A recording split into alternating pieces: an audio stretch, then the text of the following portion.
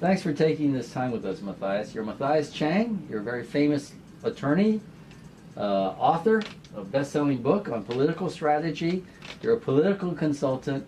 Everyone that I've met here in Kuala Lumpur said, you're the man in the know, you're the man to go to. And that's why we're here to see you. There's one higher tall order. I don't think I'm the man to go to. Tun Mahatir is the man to go to. Well, we're here. And I can arrange that for you if you want to. We've had this major incident occur here, what people call a mystery, the disappearance of Malaysian Airlines Flight 370. And it's been more than a month since then. We've seen a whole evolution of people here going from great hope to finding this plane, assuming it was hijacked, and then the mood changing when reports, they started to look for the wreckage, and people began to say it crashed mid-ocean. And there's been a whole change of stories. And I think there's 2 points I ask you is, how has the perception changed here? And do most of the Malaysian people feel uncomfortable about how the story has evolved to the point now where people, the media is saying the passengers are dead? I think the Malaysian people are a bit perplexed, especially in the first 3 weeks when the mainly Western media were all out to condemn Malaysia, that we are just a bunch of nitwicks who doesn't know what's going on, who don't have the capabilities, were inefficient, blah, blah, blah. And of course they feel very insulted, very hurt, and they need to know how to cope with the situation. It's the first of its kind in the world, and therefore when you're not in the loop, you tend to speculate and there's no answers. And I think they're in that dilemma, all right? And as I say, borrowing the Muslim expression, inshallah, there'll be answers soon. But as a lawyer, given the situation, I will approach this issue of MH370 is how and who. Meaning, in a crime, you have what we call, using the Latin word, actus reus, that means the physical act of doing something.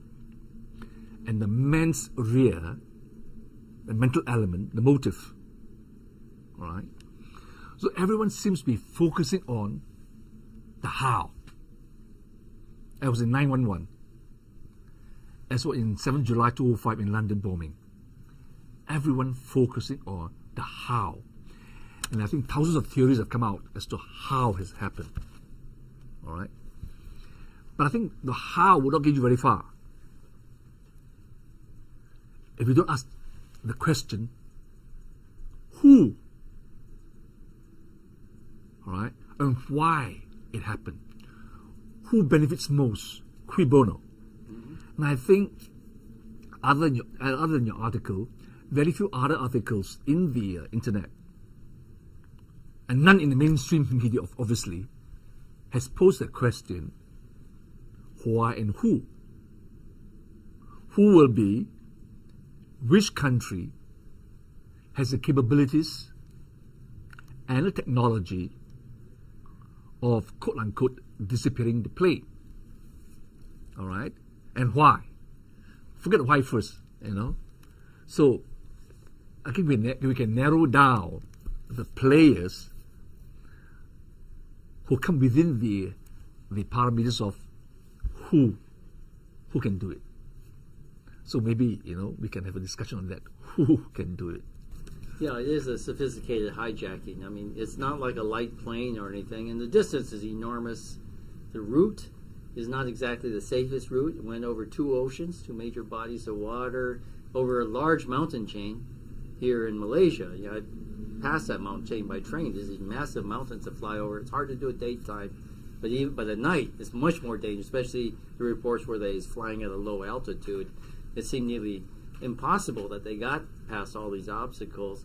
So this would imply either the pilot was extremely skillful, or that whatever kind of remote technology they have to take over a plane and pilot is very sophisticated. It's as good as a human being in there. So how do you read that situation of the WHO? Do you think it was a human agent, or do you think technology is advanced to the point where it is possible to fly a plane like that? I think the how will more or less give us a circumstantial evidence as to the who. Okay. Now let's backtrack a bit as to the how. Okay. Look at the plane, the original route that was going towards Beijing. I used to fly on that plane, that flight, very often. When I go to Beijing, it's that flight, MH370. The return flight is MH371. All right? It's something very personal, actually. My daughter flew back on 371 the day before. Oh. Okay? Because that is the flight, 370 to Beijing and 371 coming back. Went towards Vietnam. Okay, it seems this is what they allege. It turned back, all right, across the peninsula Malaya, then go up north, all right, okay, and pass 3 waypoints towards Thailand, past the Andaman Sea, and then abruptly turn south. Now let's pause for a while at that point, that scenario, that geographical area whereby the plane turned back and flew across the peninsula into the Straits of Malacca and went north, passing the Andaman Sea towards Thailand. All right, okay. Now, what surprises me was at that particular time, and I lack the technology to go into more detail, but hopefully in time to come, I'll do my research. There was a huge military exercise going on. Cobra Gold and Cook Tiger. Cobra Gold was going on. Yes, and Cook Tiger. Mm-hmm. From 11th February, all right, to 21st March. Okay. And for the last, 20 years, the main countries involved in that 2 exercises were led by USA, Thailand, and Singapore. All right. And then subsequently, Indonesia was invited, South Korea, Japan, Malaysia, and this year, 2014, China was invited as observers. And I think they sent a delegation of about 20 of them as pure observers. And this particular exercise, 2014, there was a special component of search and rescue. All right. Now, so I'd like to ask the listeners of Rand's Radio and yourself, why would the plane turn back? Whoever the powers that be who wants the plane to turn back, all right, go through that area where I don't care what altitude you're traveling. You're going into the eye of the storm, the eye of the military exercise storm. All right? The most advanced aircraft will be there. Was there? Were there? So were the navies of the 3 countries. There, yes. Okay. And of course, when you have such a huge exercise, you must have all the necessary equipment, the radar and the surveillance equipment all there to protect the entire armada of ships and planes. It's huge. So why would... It's normally a heavily surveilled area. Precisely. All the oil fields, gas Precisely. fields are there. So it's more so during this exercise. Yes, massively covered. So why would that plane be heading towards that direction in the first place and before turning towards south? I think it's a very critical question. I don't have the answer, all right? But in a military exercise of that nature, you have another type of plane, the AWACS, be there all the time. Sure. Okay. So the first question that popped into my mind when the MH disappeared, the thing that struck me straight away was the exercise. I was aware of the exercise going on since it was February 11th. All right? And the coincidence of 911 exercise.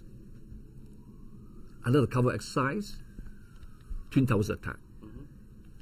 In 7 July of 2005, all right, on the very morning in which the bomb exploded on the 4 tube stations, I still have the video. The London bombing, the London tube. The gentleman who was in charge of the terror bombing exercise came straightly on BBC and says, right, well, this morning, would you believe me, I was conducting exercise with 1,500 people, at exactly the 4 stations in which the bombing took place.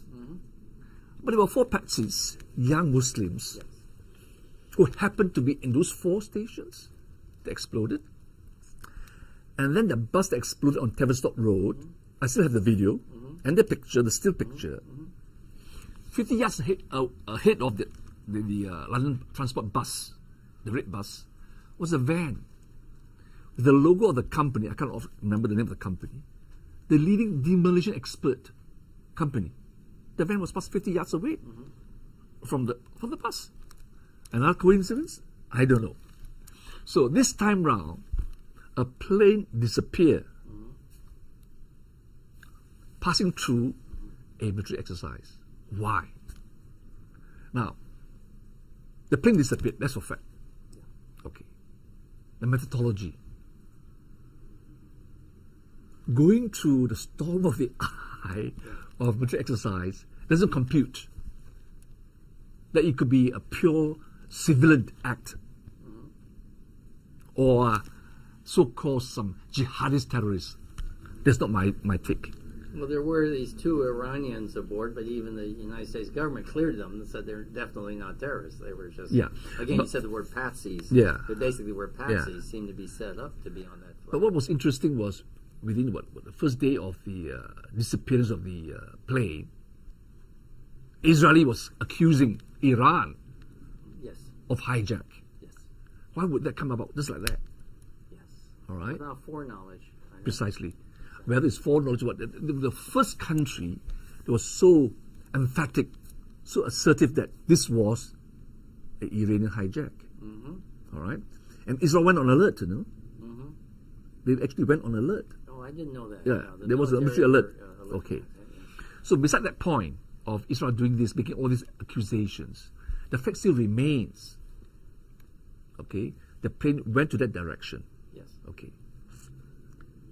Now we backtrack a bit and ask ourselves. Well, actually, you know, it went into the Gulf of Thailand too. You know, Yeah. so the exercises are going on Both sides, precisely. So it penetrated the airspace, and that's what people they talk about the sea between Malaysia and Vietnam. Well, that's the Gulf of Thailand. Yeah, that's where precisely. the exercise, naval exercise, air exercise going, and then up the Andaman Sea coast, as you mentioned. You know, that it went up. There are there. 2 air bases. I think one is Korat and the other one in Scotland is Yo Tower. I can't remember the exact name. Which is really down south at the base of the of Thailand. Well, that's the 3rd military headquarters. Precisely, There, okay. Massive amount of surveillance there. Yes. Oh, yeah. So whoever responsible for the disappearance, all right, must be involved in that military exercise Well, there in some way. is an advantage of trying to, let's say, test radar ranges. Precisely. In other words, if you're going to an advantage of trying to, let's say, test radar ranges. Precisely. In other words, if you're going to plan an operation, you have to know during exercise exactly, because what they give you in a brochure at an air show, at a naval show, is not the same in the real world. So if you want to know the range, the ability to pick you up, this will be very important in a future conflict. Whether these people out in the Gulf of Thailand and the Andaman Sea are your friend or enemy, you want to know what you can get away with, I think. So obviously they tested both sides. And another thing from there, then we are told the plane flew south. Okay? Yeah. Okay. Can I just pause here? Because all the maps that came out on the mainstream media, on the internet, shows Thailand, Malaysia, Indonesia, and down below Australia and Perth. Zap down. yes, Okay? So the focus is on this side of the map. that's right. Right? The west side, India and below, didn't exist. Okay. Now again, I've checked all the flight routes of MAS going to Australia, whether to Adelaide, to Sydney, to Brisbane, and to Perth. It's a straight line across Sumatra That's right. to come down to the Indian Ocean. All right? So why is there a need from the South China Sea, Gulf of Thailand, cut across northern part of Malaysia, go north to the Andaman Sea, turn left, turn west, and come down? Because if we want to come straight to Indian Ocean, You just go straight across Sumatra and come down. All right? So that dispels the theory of suicide. Yeah. Because you want to suicide, you can kill But it. you don't care. If, You don't care which whether, way you go. no, and you don't care Just whether in case you- the radar will pick you up. That's right. Right. It's irrelevant. If the plane is scrambled and takes off, and to intercept your plane, All the better. you just dive down. Yeah, all the better. All right. So why would this plane go that roundabout route? Okay. So he come down south to Indian Ocean, which is so away Yeah. from the regular route to Perth or to Adelaide. All right. That part is missing. Let's forget about what people saw or heard on that morning. All right. Again, for almost a week, there was hardly any news about Diego Garcia, which you have mentioned in your article. So that again trigger an inquiry. Why? All right, because if they fly through that little detour, surely the naval base with the most sophisticated technology and equipment would have picked up something. Yes. Now, we were lambasted, Malaysia, you know. Oh God, we were lynched publicly. Then lo and behold, I think on the 12th day or 10th day, I can't remember the exact date, Australia says their satellite has found 2 pieces of object. Went there, disappeared. Then France says they also found 2 pieces of object. Went there, disappeared. Thailand comes, 200 pieces of objects. Went there, rubbish, literally. All right, rubbish, sea rubbish. And then Japan said something. Again, nothing. Then lo and behold, Inmarsat said, well, based on our calculation, and give press conferences all over the world, Yes. praising their capabilities and efficiency, what have you. And then make our government, Malaysian government, says that, well, with all this, experts say it could be there, it must be there. And he made the announcement, most probably MH370 ended in that occasion where everyone say was there. I think a few days later, I think, Boeing says, well, it could be there because at the speed they were traveling and the altitude was very low, it was faster. Therefore, they could have ended 1,000 miles up north. And thereafter, Inmarsat says, well, we didn't make the announcement that it was there, it was the Malaysian government, we just provide the data. So what drives me to think again is, right, you have Australia, France, Thailand, Japan, not Mother England, Inmarsat, a British firm, not the country, satellite, a British firm. A British, yeah. Yeah. British spokesman. Yeah. Yeah. But what was deafening silence to me was the US, Mother England, all right, even China, all right, Singapore. Well, Singapore, I don't have a map, but hopefully, my dear brother, We'll find it. before you conclude the interview, maybe you can put a map. See, what about in law, a country have what we call territorial waters, which is 12 miles off the coast, and they have 200 miles economic zone. Okay.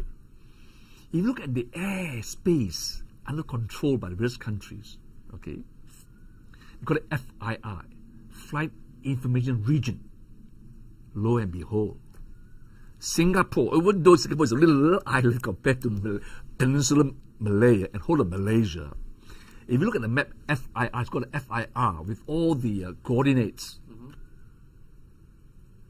Our airspace control just extends slightly out of the east coast. Okay? But Singapore down south, the area of control goes almost to the same boundary as the Vietnamese area of control. So when the plane announced Goodnight MH370 and therefore about to communicate with the Vietnamese air space controller, Singapore was also there in control. Because the boundary of the airspace was such that the overlap. That is the capabilities of and the extent of the airspace controlled by Singapore. Singapore didn't say anything. Well, Singapore is known throughout the region and is quite proud of being the most British of the British colonies, even more than Hong Kong is. Well, it's more than British, it's also American. Yeah. American nuclear power submarines and aircraft carrier docks there. And the other thing that they say, Singapore is, I believe, their first post-independence governor was Jewish, if I'm not mistaken. If Baghdadi Jew fell, this is... Yeah, something like that. Marshall was But his name. my point is, Singapore was silent. Of course. All right? So I kept asking why. All right? Now, when there's an exercise like that, and Malaysia was also participating in the exercise, so if anything comes out of the ordinary, it could be part of the exercise. Yes, well... Just as 911. Exactly, that's the Gulf of Thailand. In other words, Singapore waters are extending to the mouth of the Gulf of Thailand. So basically, this is where all these navies, these Precisely. allied navies, So I'm saying that's just like can go government. from Singapore water into Thai water, and it'll be contiguous. Yeah. So just like 911, some of the people thought it was part of the exercise. All right, they stood down. So likewise here, when the Malaysian, I have not made any queries in time to come. I will. When the Malaysian Army or Air Force detected a plane, they hesitated. I mean, it's a fact. Well, they didn't know. Okay, because as exercises are going on, they don't want to ruffle anyone's feathers over there. Or maybe it's part of exercise. That plane was part of exercise. Yeah, plane overflies and don't want to shoot it down. I'm not giving any excuses, but I'm saying it this create an environment where under the confusion something happened. In other words, Malaysia would, in a certain sense, pull back its horns to show that it is not eavesdropping on the Allied exercise, that it's not trying to start any... I assume that. Yeah. It's kind of courtesy. You're going to do an exercise, we pull back our microphones, our radar, our personnel. We don't look at you guys, what you're doing, because you might get the wrong impression about us. Yeah. And of course, the other thing is, right, the technology of remote control is there for ages. I make a study, I haven't published it yet, of all the patents filed by Boeing. Okay? And the risk technologies out there installed in planes in 777 is that in the event of a threat to a plane, be it hijack or what we call a catastrophic malfunction, the remote kicks in. And the plane will be reprogrammed automatically to fly and land on certain airports which has the capabilities to receive a plane. Okay. Again, who has the technology? It's built in. All right? But who has the technology to do that? Boeing. Precisely. Who is Boeing? Where is Boeing from? Okay. Now, ground control and Kuala Lumpur, I'm quite sure we don't have the capabilities to intercept or interfere in this kind of situation. If it's not ground control, it could be AWACS. All right? Oh, the satellites even. Precisely. Right overhead. So I used to tease a lot of people when a lot of people criticize Malaysia. I said, look, we have satellites, but our satellite is Misat. We broadcast Astro, our television channel, TV, right? But we don't have... That's the most powerful weapon of all. But we don't have that kind of so-called sophisticated satellite that can see a 50 cents coin or see a bunker buried underground. Okay. So I think the how can kind of help us narrow down the who. All right? So obviously the U.S. is on the list, And, Israel's on the list. Definitely Israel, because they're number 2. And then whoever's third is a long distance down the third. Maybe. But for me, no, I wouldn't think the French is. I don't think anyone's within range of that. I think British. Maybe. No. I think there's a lot of people. I think from America, from the West, they always see America as the most powerful country. Yes. From a military angle. I'm not trying to insult the Americans, but I look at Americans' military power as the bully boy. The brains behind the bully boy has always been Mother England. All right. Now, why do I say that?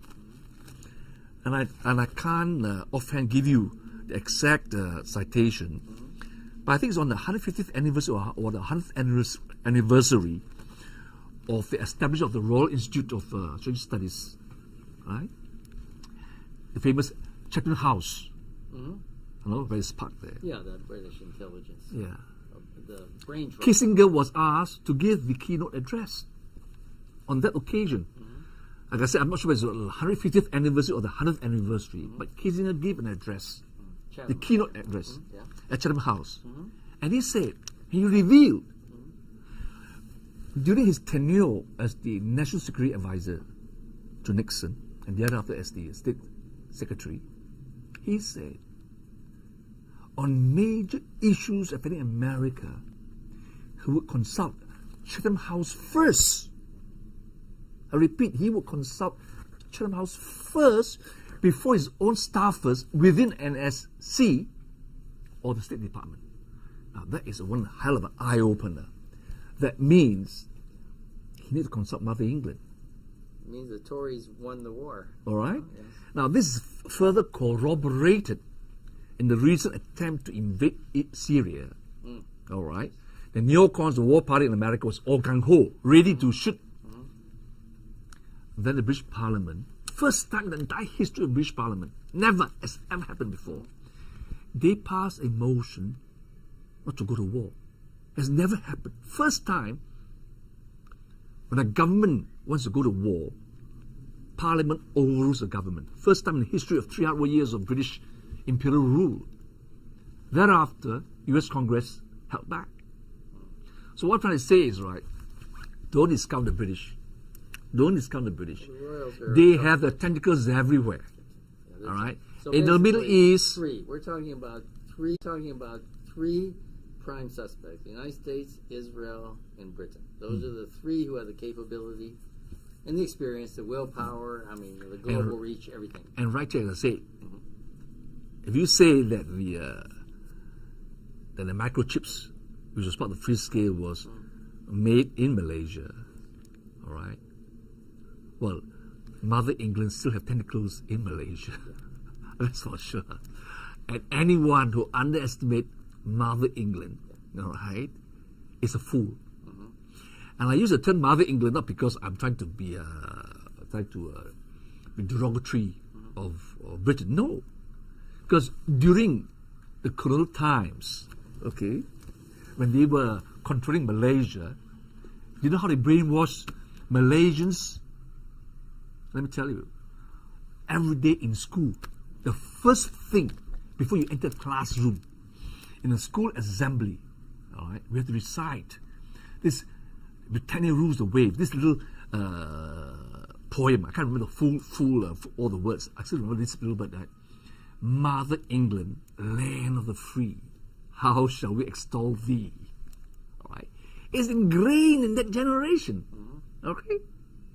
This is your government too. You're talking about. They went to these schools, these private schools. Everyone. Everybody. To today, Still. the rich, the elite of this country sends to Mother England, the private schools, rather the public schools, right? Harrow, Eton, and what have you.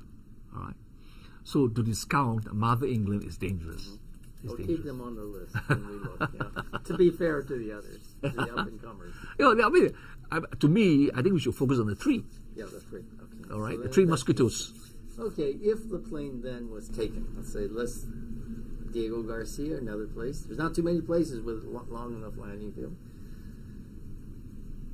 Does this, and then you say that everything found in the South Indian Ocean, the flotsam and jetsam, nothing significant, no traces. The pings were very far apart, and they're fading. In other words, we're coming up empty in the South Indian Ocean, and yet the stories persist of something happened to Diego Garcia. Do you think the passengers and crew are still alive and held somewhere? Okay, can I just backtrack a bit? I want to backtrack a bit, right?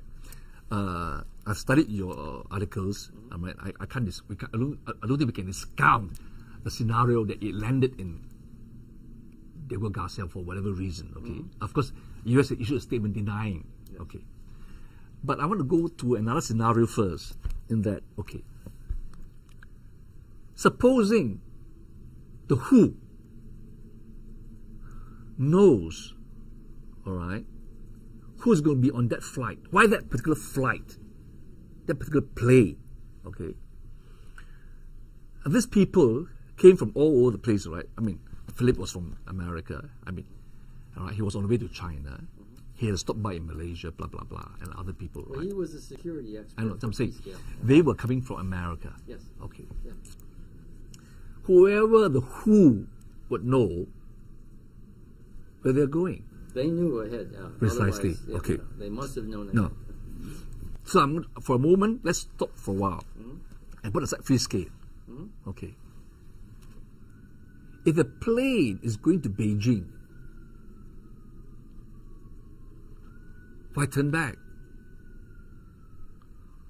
There's other ways to stop that product or that technology or the technicians, so to speak. We need to quote. I'm not going to insult them, but for want of a better term, right? In this interview, Well, they're programmers, designers, okay, yes, okay. Programmers, designers. If they want to stop them from going to China, there's 1,001 ways they could have done it in America. So why allow them to come to Malaysia, do their thing, embark on MH370, take off, right? And then at the critical moment, that juncture of the three airspace, when one is closed off, MH, good night MH, go to contact Vietnam, and within the hearing range of Singapore, Very close to Singapore. okay, it turns back. Yeah. All right. So I would like to pose another scenario, okay, which is someone changed their mind. Well, there's no doubt about that. I mean, they were supposed to maybe turn earlier, and they changed. Someone changed their mind in that maybe, just maybe, all right, someone knew what was the purpose of that plane. Okay, not so much with free scale, but something else. The plane could be weaponized, for all I know, and the mission was leaked. It had to be aborted. Hence the turn back. Right? It could be within the free scale scenario, or something else, because the timing of the turn back. Okay, let's say first scenario, the pilot turned back. The pilot can only turn back on instructions, because the pilot, if it's not suicidal, okay, because we already discounted the suicide theory. No, at first, what Yeah. was suicide? So if he turned back, it must be for some reason. Assuming he turned back on his own free will, assuming he must have turned back on instructions, because the pilot is trained that if the plane is threatened, Sure. there'll be communications to the cockpit to say turn back, assuming first scenario. And if he did not turn back on his own volition, he had no control of the plane, then the plane was turned back, then it raises another question. How was he immobilized? All right? I'm not so worried about the passengers, because on those flights to China, upon takeoff, I think 80% go to sleep. Yeah, it's a late night flight. Yeah, And they it's a want midnight to flight. get up, in the morning. Yeah, little some of them have a little meal. Yeah. But everyone go to sleep. Some will just watch the TV on the back seat. All right, and everybody go to sleep. And you're flying backwards to darkness, not flying forward to morning. So if anyone is curious to lit up the the panel, the window, the porthole, they will say it's still dark. Yes. And So everyone would be in the dark. yes. All right.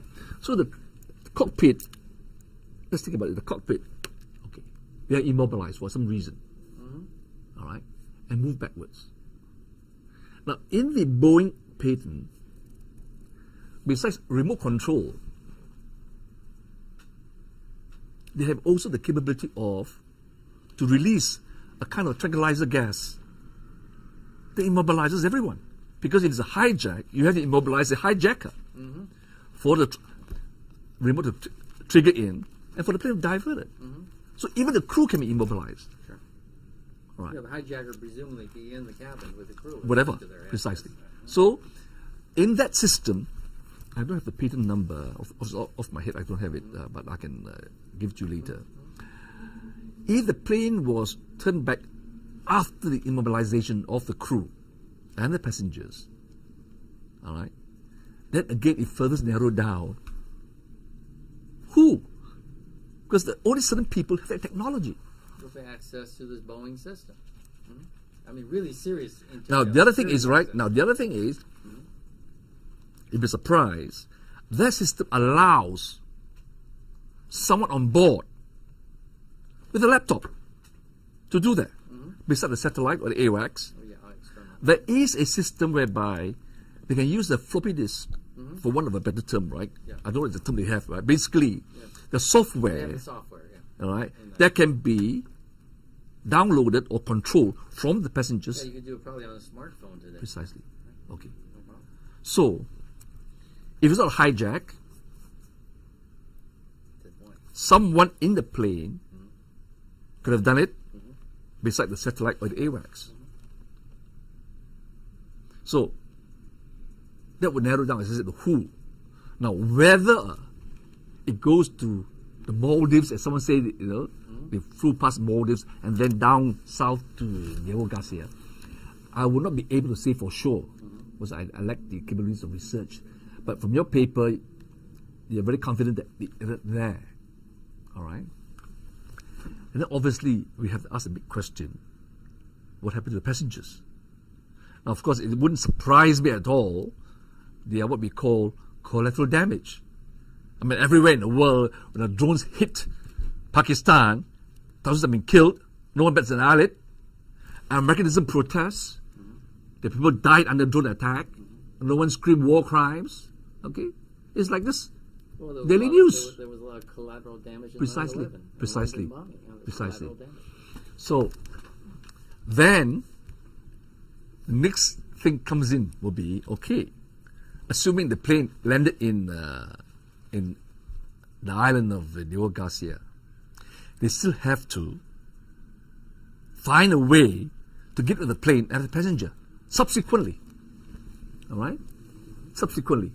Either have the plane ditch somewhere else later. Because we were talking about 30 days, right? Yeah, that's a long Right? time. No, for the first 3 weeks, no one knew where it was going on. All right? They were searching the Indian Ocean, right? Somewhere else, Okay. So, that time period, it can do wonders, all right? If someone has the technology to refly the plane and ditch it. All right? But I don't have the evidence as a lawyer. I'm going to be very cautious because I wouldn't want to make a statement without evidence. All right? But at this stage, I'm not so worried about the evidence. I'm more worried like who. The who. Well, ditching is hard because it's easier to land than ditch. That's what I think. Yeah, fine. After landing, Yeah, right. Then you can tear it apart. And then and you of can course, hide it, you can either hide it. But there's only so many airstrips in the world that can handle the 777. So we have a very finite possibility. And if we're looking at those three suspect countries, U.S., Israel, Britain, which of those countries have airfields Of course, around the that area. larger Indian Ocean, Middle East, Oceania, Yeah. this whole area? How many airstrips are there? And again, a lot from, and if we talk about Britain, you're talking about Australia, New Yeah. Zealand, Israel, you can make a direct shot in undetected through the Red Sea, Gulf of Aqaba, so it's possible. And then, of course, the United States, they've got probably other air bases, but you have to go a long way. Yeah. I think Afghanistan, Bagram Airfield, I think that you would be detected by all sorts of Iran, India, so I don't think so there. Maybe the French have something, I don't know, that they would loan to a fellow EU, British, or the I was watching a British, film. I don't know. Actually, I was watching a film some time ago. Remember, there was this Ethiopian Airlines Ethiopian Air. that was hijacked. Okay, all right. Now he crashed, landed on the sea. Okay, and the plane broke in 3 pieces, and there were debris. Yeah. Okay. So, if for any reason, as some say that the plane was ditched into the sea, let's say that spot in South China Sea, there would have been debris. Absolutely. All right. I mean, it's not possible that nothing, zilk, nothing. All right. And then satellites up there, They can see Well, you said there's naval exercises going on. yeah, they have 50 cents coin, they can see. Right? And they can't find even the debris. Because, I mean, you're talking about the fuselage, the wings, the tails. All right? These are huge things, right? All right? Even the direct impact, all right? It may not be to 1,000 pieces, but big chunks. Big pieces. All right? Nothing. Flotation stuff coming out of the fuselage, all these things that float. People. So I think we have to be very patient, I think, and see. I use the term as a lawyer when I do investigation, with the peel the onion, layer by layer. Because sometimes what is apparent to the eye or to the first perception may not be the truth. Because in situation like that, there's so many diversionary strategy and tactics, right, to avoid the focus. You know what I mean? No, like this, like the 19 Arabs. I mean, they were alleged to hijack the plane, crash the plane into the Twin Tower, and lo and behold, when whole building collapsed, they found a passport of one of the hijacker. What are the odds? Yeah, burning. Everything is burning. That's paper. Nah, what are the odds, is it? All right?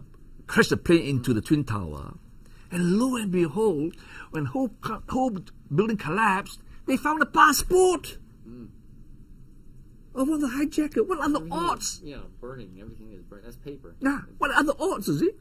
All right? And then everybody will say, the Arabs, Islamofascists. Total diversion.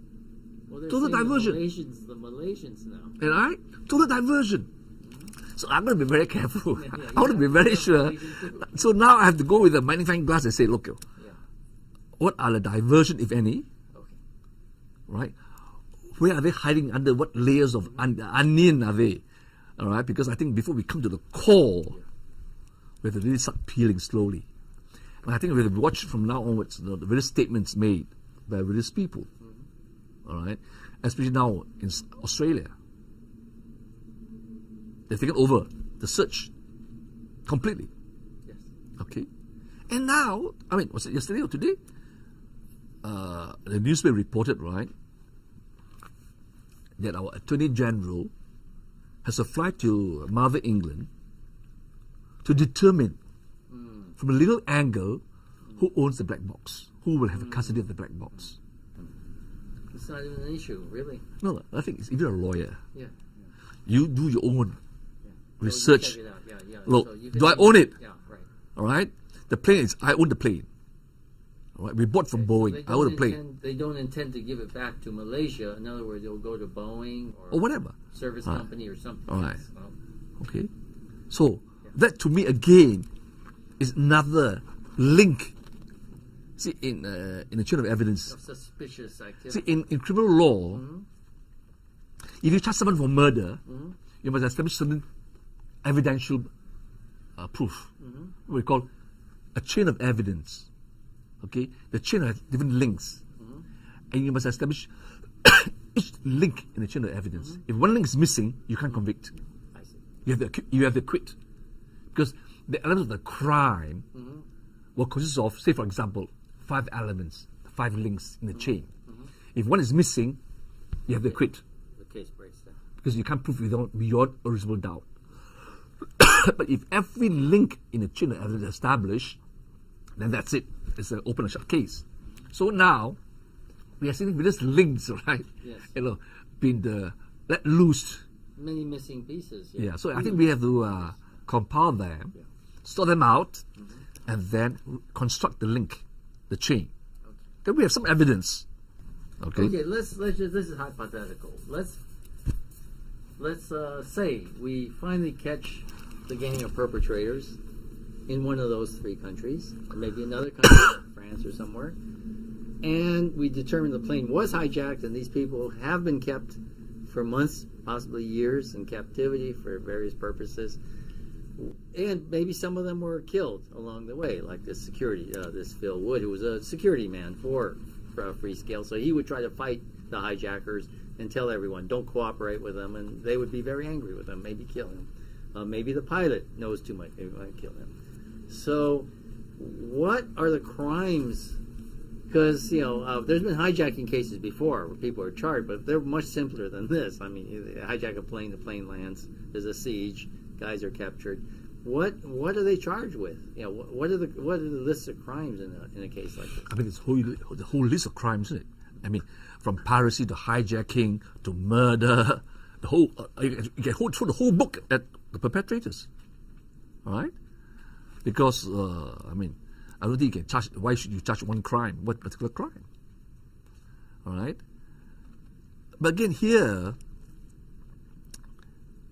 is it that easy to pinpoint the actual perpetrators? I mean, the actual individuals involved. I think it's difficult. We'll be able to pinpoint an organization, be it an intelligence organization or a country. All right. But to pinpoint specific person, I think it's difficult. Why I say that is because to today, John F. Kennedy assassination, we have to able to pinpoint beyond reasonable doubt the cabal who did it, the guy who pulled the trigger. Yeah, I mean organizationally. Who And then put picked it- up the phone and tell them, go ahead. Yeah, so. Even the guy who actually pulled the trigger, Yeah. is still a question mark, right? Okay. 911. To the day, we didn't know. We don't know Who gave the order? who gave the order. All right. Of course, we had this Khalid fella who was waterboarded for 200 over times, what have you, whatever. Okay. Likewise, 77205 in London, who gave the order? All right. I think that would be difficult. And that would be difficult. And Well, let me ask you this question. Do you think an investigation is feasible, an international investigation? Do you think right from the start, at best you can achieve is a few, like the Kennedy assassination or 9/11, get a few more pieces in, but we don't get a clear-cut verdict. There's no way to get it then no. What's your feeling about this? okay, I don't think in the short term, when I say short term, be 6 months or a year or whatever, you can come up with any different answer. All right, because the public is such, they've been so brainwashed not to question authority. We give the benefit of the doubt to any government that comes up with a pronouncement, okay, that something so extraordinary will invariably label as conspiracy theory. And I always tell people, right, look up the dictionary, English dictionary, the word conspiracy is oxymoron. It means two or more people embarking on a common intention or undertaking. This is conspiracy. It's a neutral word. It's like I propagate as opposed to propaganda. See? But of course, if the intention is criminal, then of course you have a criminal conspiracy. All right. Now coming back,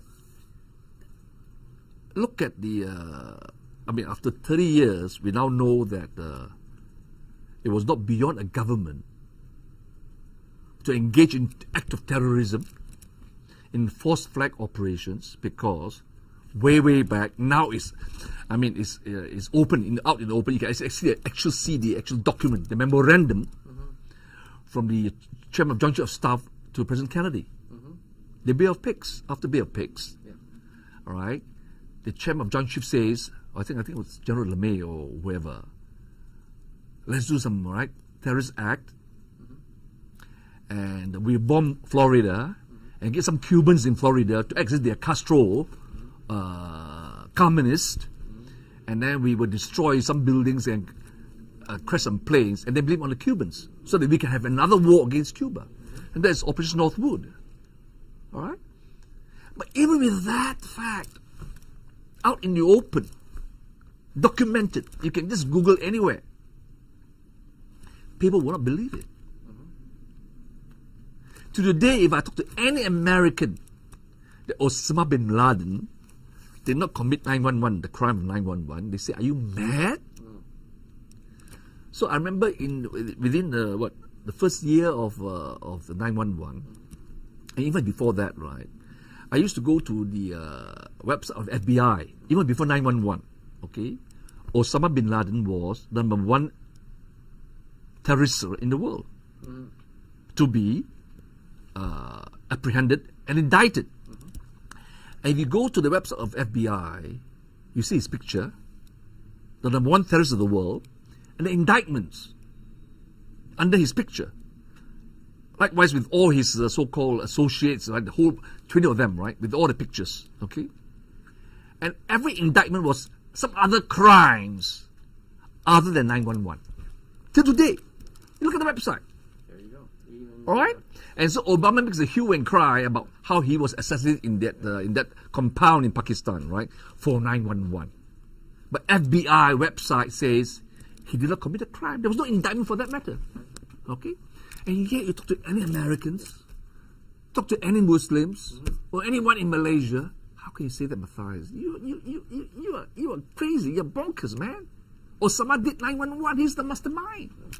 So we have this problem, all right, of telling people that governments, intelligence operations, organizations are capable, have done so.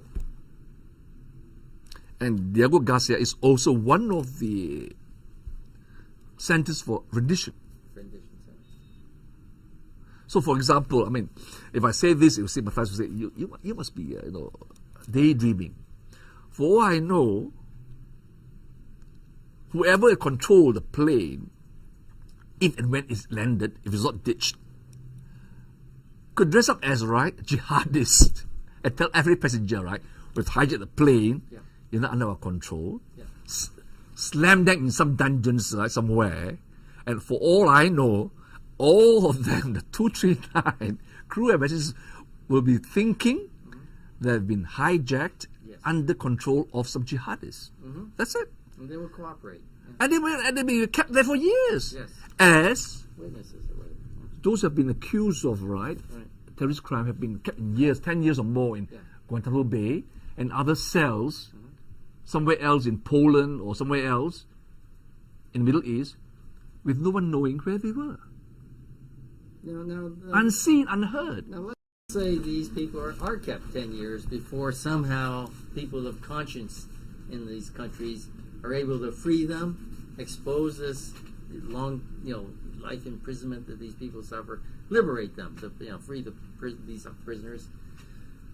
This is a long time. It wears down on people. There's a huge cost because many family members are very worried now that if their people are captured and there's a hostile power, terrible things can happen, as in rendition, to these people. Now, you yourself have been held illegally in a foreign prison for a long time. And so I'm asking you, what are the psychological effects? What are the notion of having legal rights when people don't want to listen in a place that doesn't recognize the jurisdiction for a Malaysian citizen? Now, maybe you can talk to us a little bit about your incarceration. Before I go there, I think let's backtrack a bit, right? If, example, as you say, they have been incarcerated, right? But as far as the family is concerned, even government announced that the plane has been ditched and crashed in the sea, there'll be closure. They will accept it. I think very few families would have the psychological tenacity or the resilience that, based on their faith that their loved one is alive, to go on investigating, knocking on doors to discover what happened to the family. Because he'll be met with, the answer, closure, please, accept it. Now, it requires a lot of funds, a lot of determination. Where will it end? So I think the powers that be who did this knows the psychology, not only of the victims, but more important, the victim families. Because they want closure. And everybody's saying, it's our time, we should, make some search, and if at all we can't find a black box, there should be closure. And people move on. All right? Because it's beyond their contemplation that something so horrible could have happened, in that it could be an act of a government or an organization. It's beyond their Yeah, comprehension. well, this is sad because let's say if a child is kidnapped or your father is grabbed on the street by some gangsters, people hang on for decades Precisely. with hope. But if a government does it, you're saying we just collapse, we cave in. And what bothers me here in Kuala Lumpur, there's these huge billboards, condolences, assuming in black and white letters like a funeral, assuming already everyone's dead, the crash occurred, with not one shred of evidence pointing. We have not one evidence that anyone's dead. That's why They're I think alive that, until they're dead. That's- I believe isn't that the rule? I think the powers that be will follow the template of 911. The families of 911 had to fight for over a year to the Bush administration to have inquiry, right? The 911 Commission to be established. It took them persistent effort. And then the families of 911 had to fight for over a year to the Bush administration to have inquiry, right? The 911 Commission to be established. It took them persistent effort. And then who was that incredible lady whose son was killed in the Iraq War? She led a movement, right? That's right. Yeah, I can't remember the name. Shihan, I think. Yeah. Shihan. She was very brave. Yeah. And she was really, okay, after all that effort, what happened now? It's now become an academic discourse in the sense that, right, you have professors saying it's termite, it's not this, it's not that. The 911 truth movement, right, is still fighting among themselves as to, right, who has the better theory as to how the building was collapsed. But no one really dares say and point a finger who did it, who within the government could have done it. They shy away from that last line, beyond which, once you cross that line, you're crossing the Rubicon. All right? Well, I mean, this is what you do if you're a police detective. You have your prime suspects, and you go after them. You don't stop and say, "Oh, there's been this terrible crime. People have been shot." You determine there are prime suspects, some guys who probably did it, people who could have done it, and you go after them. And that's the line we have to go after. I know, but that's the line. Look at the template of 911. Who is the line? I know. Whether you're right or wrong, I know. They're suspects. You have to go after the suspects. That's why I'm saying, look at 911 template. Look at 7 July template, London. Stop. No pursuit. The family stop. Because if the family doesn't move forward, all right? They're the plaintiffs, yeah. They're the plaintiffs, all right? It's very difficult for other parties other than those who are very committed to truth to pursue. And you will face a lot of obstacles, right? Okay. So, but I think we're also in a very critical juncture in our history, in the global history, in the sense that this is happening at a time of global financial collapse as well. All right? And I've been saying that the second and final phase of the tsunami of 2008 will be coming soon. In fact, 2014 will usher the final phase. Yeah, we're seeing already. All right, okay. All right, so hopefully, when that happens, all right, things will spill out. Yeah, because I think the system, whistleblowers will be more emboldened to come out, right? Because right now they're watching WikiLeaks, right? Edward Snowden. Okay, what then? Okay, because only people with that kind of access will be able to whistleblow. Those of us who are outside can create the environment for them to whistleblow. So I think the duty and the responsibility of the truth movement, when I use the word truth movement in general, as a generic term, be it for 911, 7 July, and the expose of the torture rendition, we have to create an environment, right, and the support, political support, that when they do come out and whistleblow, they will not be arrested, indicted for treason. Okay, the political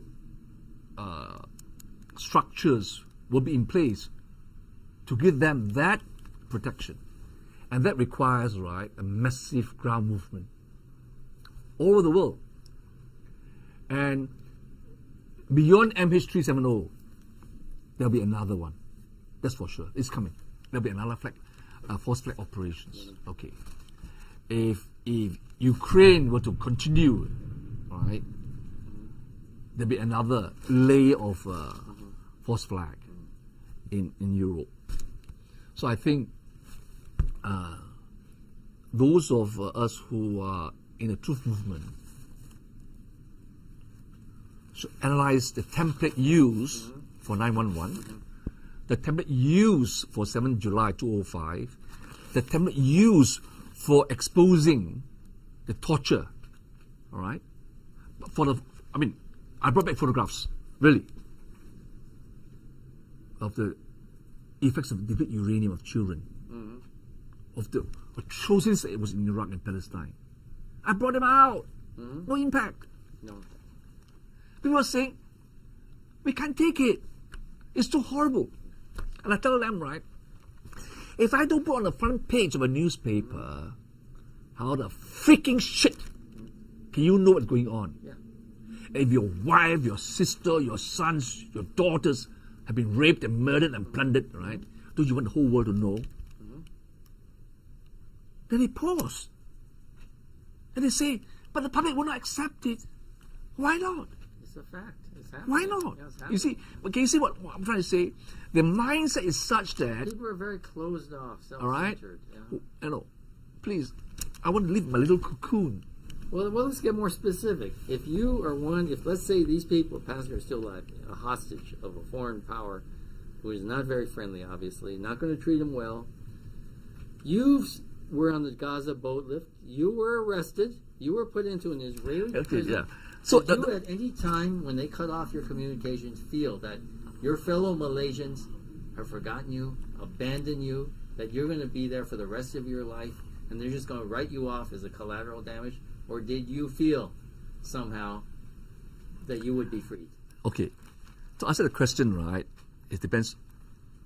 You as individual, your strength. Okay.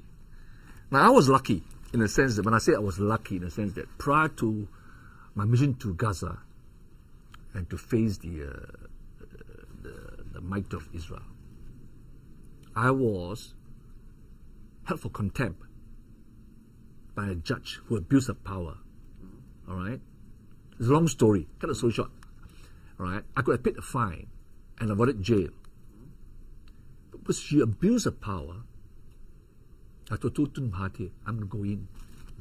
Because she lambasted Tun Mahatir as well. Nothing to do with him. But in the course of the trial, she lashed out at Tun Mahatir and at me. And abused my lawyers. Okay? So I went to jail. So you're there just trying to prevent you from doing? So as a matter of principle, to tell the powers that be Free choice. that, look, you can abuse me. I don't think you can get away with it, because if you can abuse me and get away with it, what more other people who are lesser than me in the sense of, right, I'm not a lawyer, don't have the means, they will be trampled. So I went to jail. I went on hunger strike. All right? Literally hunger strike. Okay? And I bled blood on the third and fifth day. Okay? And at those moments, okay, I even told my family, you got to be strong, because if you are weak, I can't take it. Support my stance. Okay? If I die, it's His will, God's will. And in that environment, you got to be mentally very strong. You got to have the utmost faith in yourself, first and foremost. Forget about whether people support you or whether your family will support you. You have to have faith in yourself that you can go through the torment, the isolation, and the mental torture. It's a mental torture in the sense, right? It's not physical torture, it's mental. Even in isolation, it's mental. There's no clock. There's no time of the day. You can't tell the time of the day. All right? So it's your mind. You have to steel your mind that ultimately, even if you die, truth out. That will see you through. Nothing else will see you through. If you don't believe the truth will out, you're finished. You're finished. You'll be broken to pieces. Because you must have that faith, the truth will out. So that even if you die, your death is not in vain. That is a very powerful mental element. All right? And my experience in the jail in Malaysia prepared me, all right, for my jail in Israel. And in 2011, when I sailed again and they attacked us, we actually went into Gaza. We broke through the 26 square miles of security zone where no ship has ever entered since 1948. We had a cargo ship. Okay. And they attacked us. Live ammunition. I mean, the commander of the Israeli commandos, I think was, he would have been sacked by now, because he was sleeping on his post, I think. We entered Gaza. We entered the waters of Gaza. And when we were forced out of Palestinian waters into Egypt waters, Egyptian waters, the commander of the Egyptian Navy was saying, I thought I was dreaming. When we heard the radio call from the Israeli Navy for backup support, he didn't see our ship going to Gaza. But when he heard the firing and whatever, the call from Israeli Navy, Star to Eagle, come in, assist. The commander of the Egyptian Navy was saying, right, so sorry, we can't assist because the ship is in Palestinian waters, beyond our jurisdiction. But when we were forced out, and then we entered into their waters, the commander came aboard. Of course, he had to do his duty to arrest us. But after all that formality was over, he looked at us and said, right, we admire your courage, you did a fantastic thing. But how did you do it? He was stunned. He was stunned. He said, this is a nightmare. I mean, we're dreaming. That's never happened. All right? And like I said, this you have to have your faith in the cause. Well, Matthias, you have done the impossible before, as you have in Gaza. You fought many impossible cases here in Malaysia against all the bad guys. We hope you can do the impossible again, and someday, if these passengers are still alive and crew, that you can help be one of those who achieves their freedom again and brings them home. Inshallah, God willing. I think what's important now, is all of us, we should really mobilize public opinion. One too many forced flight. One too many. Yeah. One too many. They've gone very far out of their way for this one. I think one too many. I think we have to say enough is enough. You see, rather than speculating, must confront this whole precisely institutional and say look, global crime. Enough is enough. And hopefully, I do visit RAND's website, and I think RAND can do more than just merely uploading articles in his website, because he has a huge following, global, all right. And I think he should reserve a segment of his huge web page, because there's too much advertisements, too much. Yeah, one needs to raise money. I know. But I think have a section that says, right, enough is enough. A false flag. Yeah, that's a good idea. We can do that. Because we have to, for want of a better term, right, this is they try to brainwash us. We should spring clean our minds to say false flag is real. It's here. It will come again and again. Enough is enough. And I think that message must get across. Otherwise, everybody just take it as another atrocity. They get used to it. Yeah. They just weaken after entire. No, we must fight back. And I think we have to tell the families. Fight back. No closure. No closure. Until you know for a fact that they are dead. No closure. Well, and that again requires that the public opinion, global, to tell the families, email them, no closure. We would try to go for a rescue, just like you did at Gaza. Inshallah. Palestinians Yeah. were being bombed and murdered. You went in for a rescue. Yeah. And even if it fails, at least you broke through the Yeah, lines. yeah. You at least showed the Palestinians, Yeah. we're here. Yeah. I think we have to do that. I think that's what it's all about. We're yeah, here. yeah. It's an unequal contest. Yeah. But so what? You did it before.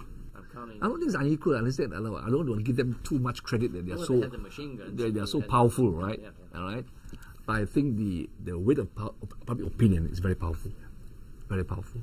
Well, thank you very much. We hope we make a good video. Listen, I hope so. Inshallah. a long one.